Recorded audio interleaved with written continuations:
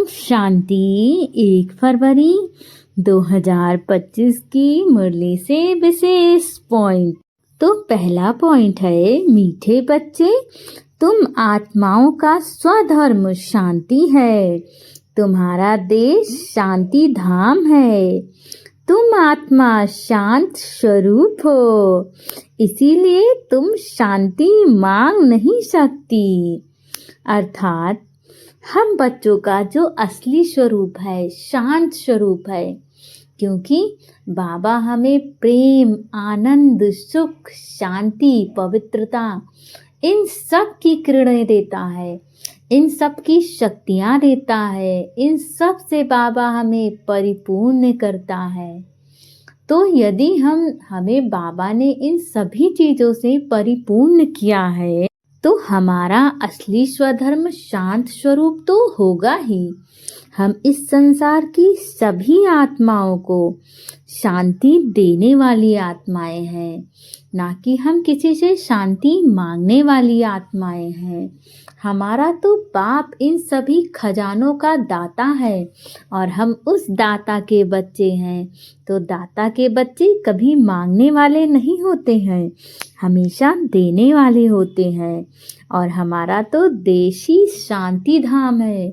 हम जहाँ रहते हैं, जहाँ के हम असल निवासी हैं, वहाँ चारों तरफ शांति, परम आनंद की अनुभूति होती है।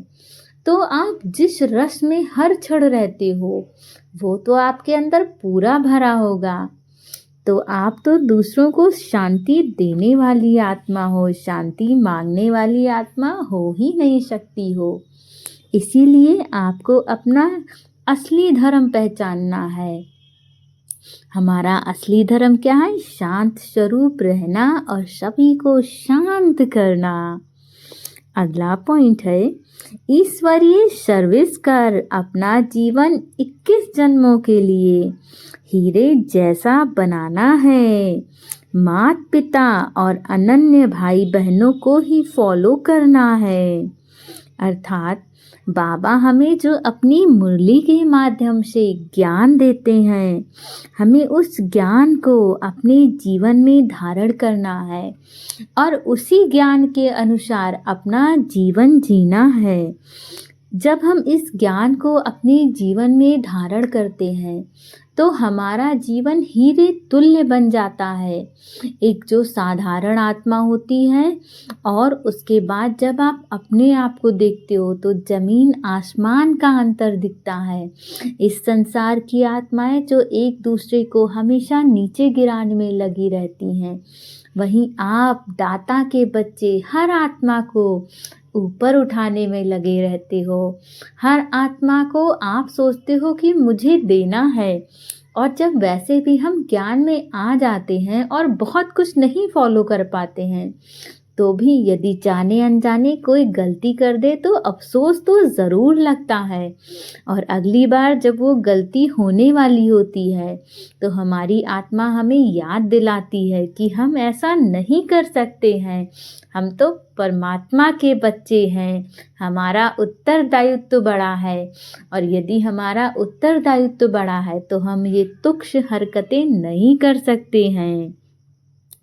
हमारा तो कार्य ही है अपना जीवन हीरे तुल्य बनाना और बाकी आत्माओं का भी जीवन बहुत सफलता की तरफ ले जाना। और हमें माता पिता, अपने बाबा को, शिव बाबा को और बाकी जो अच्छे बच्चे हैं बाबा के, जिन्होंने ज्ञान में खूब अपना पुरुषार्थ किया है, हमें उनके जैसा बनना है, उनको ही फॉलो करना है। अगला पॉइंट है, कर्मातीत अवस्था बनाने के लिए देह सहित सबको भूलना है। अपनी याद अडोल और अस्थाई बनानी है। देवताओं जैसा निर्लोभी, निर्मोही, निर्विकारी बनना है। अर्थात कर्मातीत अवस्था होती क्या है? एक क्षण में जब हम चाहें तब इस शरीर के भान में आ जाएं और जब चाहें इस शरीर के भान से बाहर निकलकर स्वयं को आत्मा समझें और इस पूरे संसार को पवित्रता की शक्तियों का सकाश दें। अपने आप को परम धाम निवासी समझें। लेकिन ऐसा तभी होगा जब हम अपने आप को कर्मातीत अवस्था में ले जाएंगे।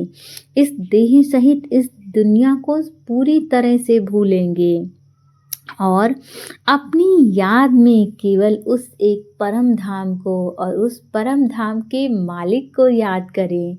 वो सब देख लेगा। इस संसार की सब चिंता छोड़ो और अपने आप में बार बार परमात्मा की याद को दोहराते रहो। उसकी याद को अपने जीवन में अस्थाई बना लो।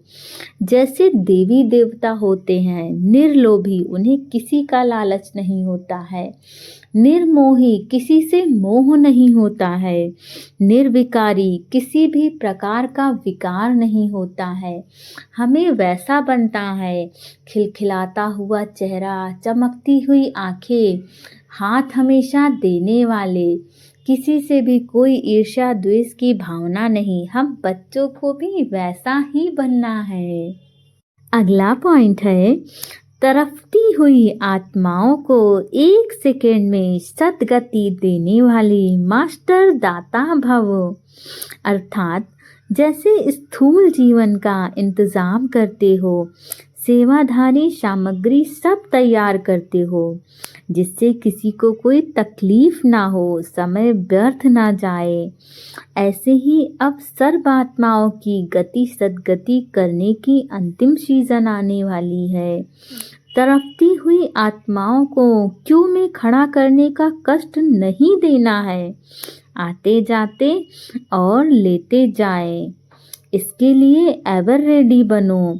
पुरुषार्थी जीवन में रहने से ऊपर अब दातापन की स्थिति में रहो।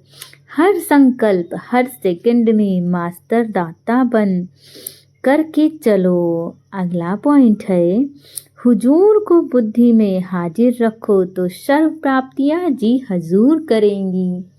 अर्थात जब हम अपने जीवन में हर क्षण बाबा को याद करते हैं तो हमें हमारे जीवन में चाहे जैसी भी समस्या आए, सबसे चुटकियों में हम पार पा जाते हैं।